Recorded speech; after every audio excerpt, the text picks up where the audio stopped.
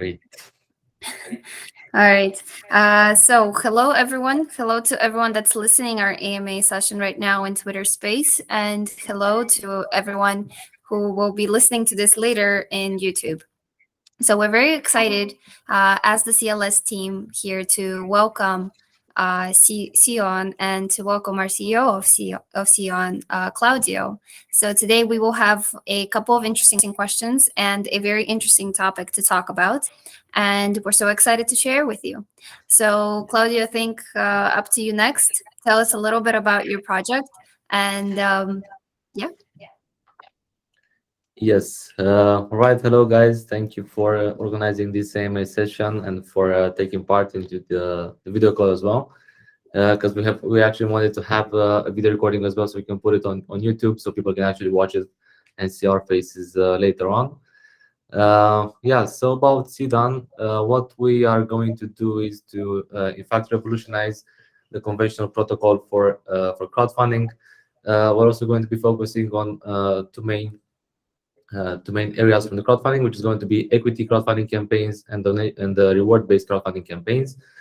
We already have a released a solution in April, which is a crypto wallet, which provides vesting, staking, swap functionalities, and we're going to be adding pretty soon also a possibility to buy with fiat money as well, so with a debit or credit card, the cryptocurrencies, and that is going to be stored into the Sedon Finance wallet. Yeah, so practically what we aim to achieve is to, in fact, address one of, most of the most known drawbacks in the crowdfunding space, which out of all of them, the main ones are lack of traceability and transparency, lack of accountability, and lack of communication. That is because from the investor's perspective, once you actually put your money into a crowdfunding campaign, you just know that it is going to be managed by a funding portal. If the campaign is going to reach its goal, is going to be considered successful. Otherwise, people are going to get a reimbursement. But if the campaign is successful, the money is going to be transferred in full to the entrepreneur, and then you actually have no idea what is going on with the evolution of the startup, what is their milestones, completion rate, and objectives.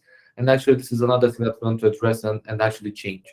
So through our system, our platform, we're going to be having a smart contract escrow model in place, meaning that we're going to have a controlled startup capital infusion, so that entrepreneurs are not going to have access to the capital up front. We're going to have it released into stages, implementation stages. Each stage must contain a set of objectives, which must be defined for a period of time. So at first, you're going to be able to get at most 20% out of the capital raise. You're going to start working on your product or service or business. And if you actually manage to complete all those objectives, you're going to have the next capital infusion, so you can complete and move things forward for your business. And this is, of course, not going to be an 100% effective solution, because you cannot guarantee any success anytime. But I think this is going to actually enhance and discourage fraudulent people which actually want to defraud their investors. Mm-hmm. And when are you planning to do like the launch? Is it going to be fully completed by the end of the year, or is that something that you guys will be going on and working on in 2023 as well? Yes. So in regard to our platform itself, it is already developed and done. We have already had a demo session with some of our investors from the Sedon community. We have had a demo presenting the flows, the listing, the browsing, and the investment process itself. The only thing holding us back right now is just the bureaucracy. That's because we have applied for the crowdfunding license in Europe as well. So that's because it takes a lot of time. We're just waiting for that to go through. However, we did talk with our lawyers, and we're going to be able to launch before the license itself. That is because we are going to be able to actually conduct the reward-based crowdfunding campaigns. So that's great news. So we can actually sort of like bypass temporarily the license issue. We can actually conduct our activity, and then when the license is going to come up, we're going to list equity campaigns as well in the platform. This is not going to happen until the end of the year. That is because we still have a few things to manage from the legal point of view on this side. So yeah, we're gonna have to get this through, and after that, in Q1 2023, we're actually going to be able to launch with the first reward-based campaigns. Sounds good. And going on to our next question. So, what do you think about the collapsed FTX, and what conclusions should be drawn from what happened? Yeah, indeed, that was something very unexpected. Unfortunately, it was just changed to other falls in the crypto space, which actually took place in 2022. I think this is going to be a year to remember in the crypto space, but I think we're going to be recovering from it. I think that everybody actually knows what happened with FTX because they also had. So Sam Bankman-Friedman also had another company, Alameda Research, which also had a huge investment of around, I think there was $5 billion in the FTT token, which is FTX's native token, instead of having this type of investment in fiat currency or some other cryptocurrency. And this actually brought a lot of concerns into the authenticity of the platform itself, to the exchange. And then Binance's CEO also announced that he's going to liquidate all of his position in FTT due to the risk management process. And that actually started to go sideways, and everybody started to do a lot of withdrawals, causing a liquidity crisis on the exchange itself. So yeah, everything actually went great until it didn't. So that was unfortunately the issue for it. Yeah, so I think that was something that actually has been poorly managed in regard to the leadership from FTX. That is because I think that we should mostly focus as a startup owner on the business itself as well. So I mean, you should actually be able to function and conduct your activities in bearish market as well, not just in bullish markets. Because when everything's going good, of course, that the price is going up and actually make a lot of cash. But they have to consider also what is going to happen in case of people actually getting concerned or trying to cash out. I think that this is actually something that I have been thinking lately, and I don't know why it's. I mean, I understand why it's like this, but people actually not take this into consideration. So because it's decentralized, you are going to be able to purchase a token on exchange A, then switch it. I mean, transfer it to exchange B, and then actually convert that to fiat. And this is going to cause in the exchange B sort of like a decrease into the liquidity. And I understand that because this is actually what decentralization is meaning. But I think this is actually something that might cause a lot of issues for other centralized exchanges, because you are going to be able to buy on an exchange some tokens and then sell it on the other one, and this can actually cause a lot of issues.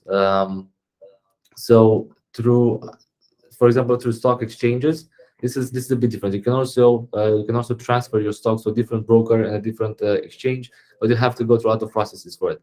So you cannot actually buy a stock in exchange A, then actually transfer it to exchange B, and then sell it, causing a liquidity into that exchange. It just involves a lot of paperwork, and have to transfer it and so on. So that's a bit different, and this is actually what is protecting them from having a liquidity crisis. I'm not saying that everybody should implement this as a centralized exchange, but for example, for a small exchange, as we are, for example, at the beginning, we cannot actually allow this type of transactions for anyone, because we could actually go to the same story as FTX. Of course, someone like Binance, which has worth billions of assets in liquidity and in guarantees, they can actually support this type of transactions. But in our case, that would not be the same. So yeah, practically in the beginning, what we're going to do is we're only going to allow people to buy with crypto, to buy crypto with fiat, and also have sort of like a limitation into the conversion back to fiat, just to be in relation to what you actually purchased. So that we're actually not going to go sort of like bankrupt in the first days and have a liquidity crisis as well. So this is something that we actually have in mind, and I want to have as our direction. And yeah, this is sort of like my conclusion in this situation, and why actually sometimes the exchanges are being affected by this type of crisis. Yeah, I understand. And so I guess my next kind of question is in terms of safety. So with FTX, everyone is kind of worried right now with crypto and what's happening with the market, and they're losing trust. So we're seeing it from our side, and you're probably seeing that from your side as well, that people are stopping to lose trust in some way. So let's talk about the safety of Sedon. Like, what are some of the pros that you guys have in terms of safety? How safe is Sedon?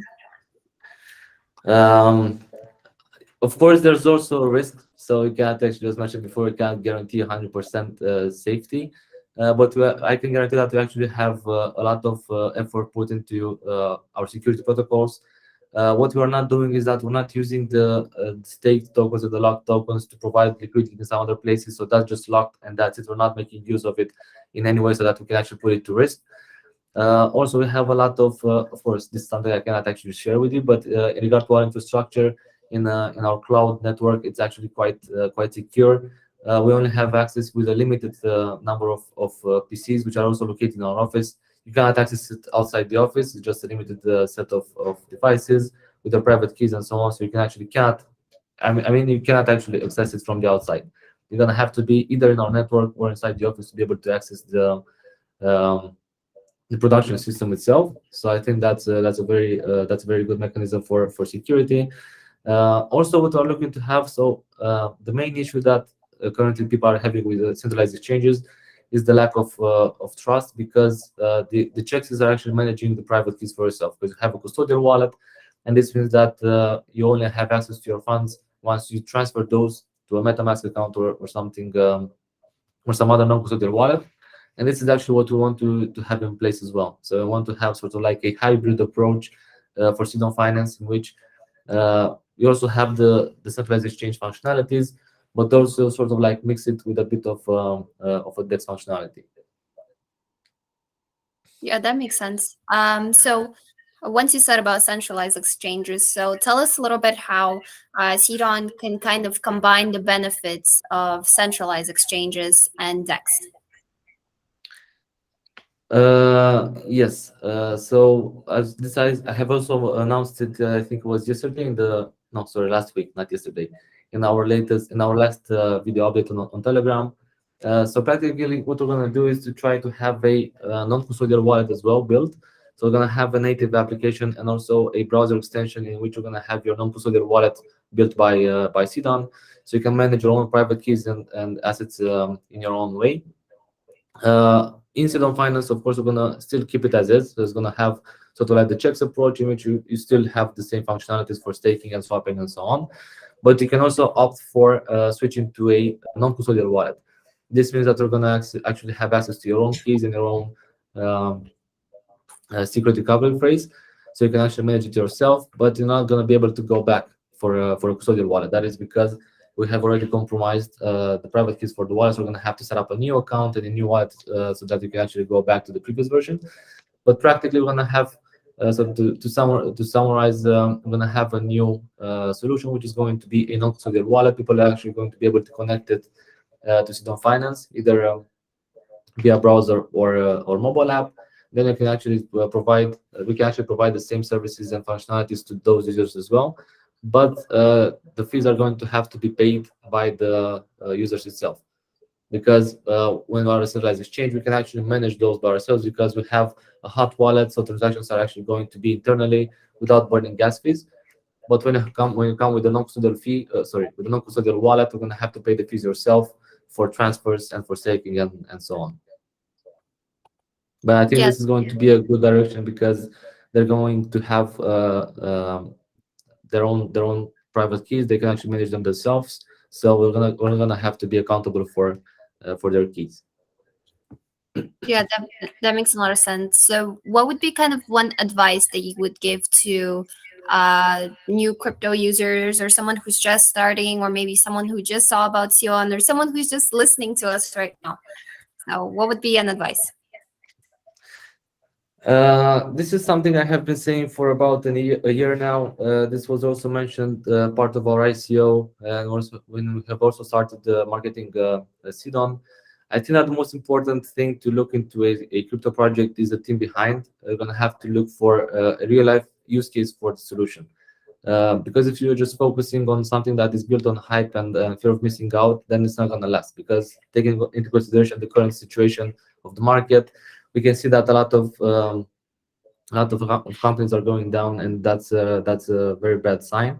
So I think that from my perspective, a very important aspect is to look for the business model as well. If we're just looking for short gains and for short-term gains and increases in staking and so on, okay, that's good. If you're just in for the short term, but if you're actually looking for a long-term project which is going to be standing the test of time, I think it's very important to look at the business model itself, how it is going to generate revenue, what is its focus, it is going to be affected by any volatility or fluctuation in the crypto market and so on. So that's something to always keep in mind from my point of view. Of course, you're going to have to make your own research. You're going to have to make your own due diligence. Don't just put your money based on what the influencers say and what they actually promote, because as we already have seen, there are a lot of lawsuits going on with a lot of KOLs promoting various tokens that did not perform as they expected. So I think you should just have patience, do your own research. If there's something you don't understand, just try to find it out yourself. Just try to read and be very informed and knowledgeable until you actually make your move to invest. Yes, for sure. So I hope that everyone heard that part. And now I'm going to kind of give time, I guess, for those who have questions for us to kind of join in and ask them. And at the same time, I will be checking the comments to see if anyone else will have any questions for Claudio.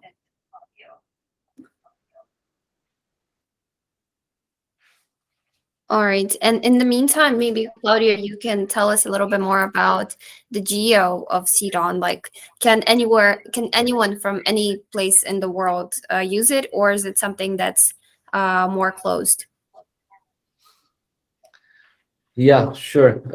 So in regard to the reward-based campaigns, of course, anyone in the world can actually contribute and invest in the crowdfunding campaigns. That is because you can actually use either crypto or fiat currencies to make your investment. So that's a very nice approach in regard to this type of industry, because you can actually invest from anywhere and just receive the product or have access to a service or a platform that through the crowdfunding campaign people are looking to build. However, in regard to the equity campaigns, there might be some sort of extra steps to be taken. That is because, for example, for the European license, for the European crowdfunding license, you can basically invest from anywhere in the world. But if you're just outside the union, and if you might be in a country which might have some additional regulations, you're going to have to perhaps have to sign a few documents and declarations. But you can still invest and be part of the company. It's just going to be a bit more difficult with the investment and taking part in the company itself as a shareholder, because this is practically what an equity crowdfunding campaign is. You're going to actually acquire a part of the company and become part of it, become part of its board and of its shareholders.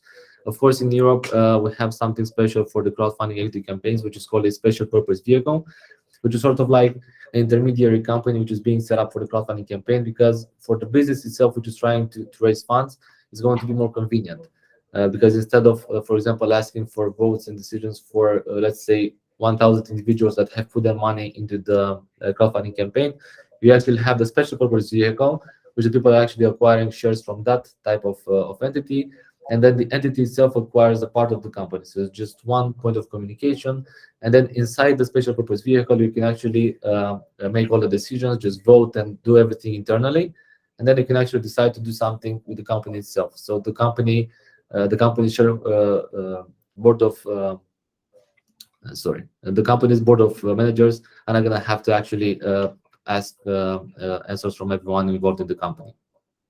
Sounds good. Yeah. I mean, so I hope everyone heard that, and everyone now knows, whoever's listening. And actually, it's already 45 of us, I believe, which is great. I think that everyone now knows that from any part of the world, they can be using Sedon, they can join the company, and there are some small restrictions, but I think anything can be solved. So I guess one of the kind of questions that I see is if you can explain us a little bit more about what you do for the community. What type of community you have Sedon? Are they excited? What's going on? Some behind the scenes, something like that. Yes, so indeed, this is something that we kind of lacked. That was the communication with the community, but that is because we were quite involved in the process of developing and building the platform and the legal structure itself. But I understand the concerns of the community, because they don't know what is going on behind the scenes. They just wanted to see some faces and someone talk to them, which is very normal. And we have now started to take into consideration all their suggestions. We now have a weekly video update provided to the community in which we present the latest achievements and the latest milestones achieved, and also what would be the future plans for the next period ahead. We have also started a new collaboration with the company, which is going to enhance our strategic social media presence on Twitter as well. So you can also see a very nice increase into that side, which is a very good sign. And looking forward, this is something that I also announced yesterday in the latest video update. So this is going to be sort of like the pilot program of a series that is going to come up. So we're going to have a bi-weekly series in which we're going to have some sort of podcast and interviews with people from the crypto space and outside the crypto space, entrepreneurs, maybe some people with a lot of knowledge and a lot of achievements behind their career. So we can also talk about a very wide area of topics. Yes, for sure.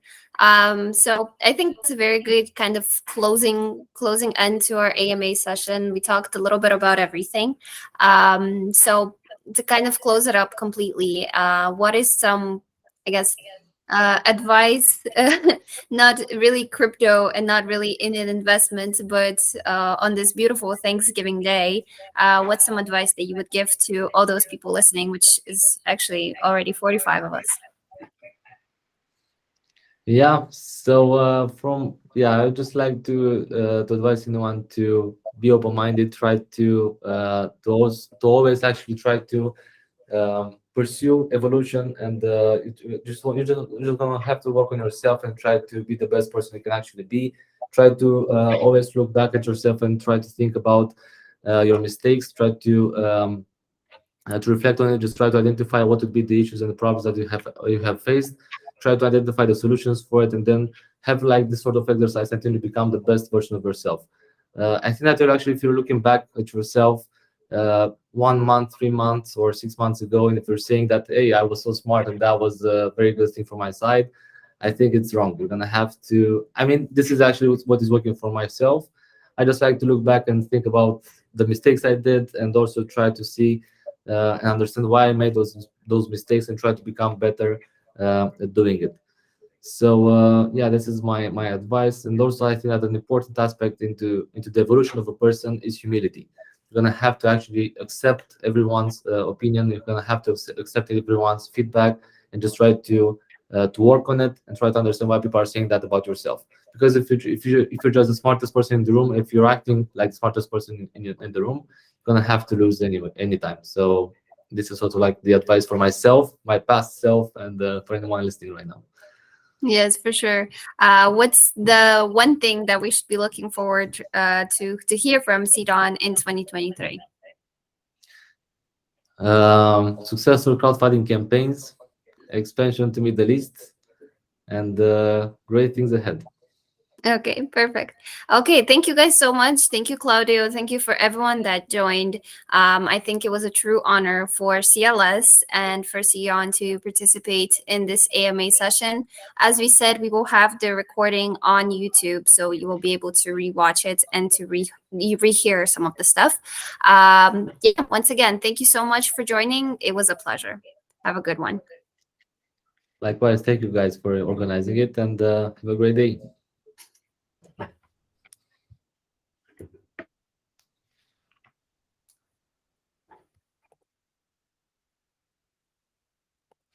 Okay, I think we should start the recording. Yeah, stop recording. How do I start?